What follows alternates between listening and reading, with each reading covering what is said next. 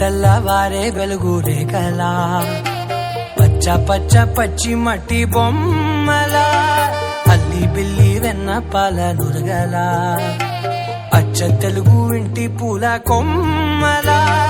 దేవదేవుడే పంపగా ఇలా దేవతే మా ఇంట అడుగే పెట్టెనంట బ్రహ్మ కళ్ళలో కాంతులే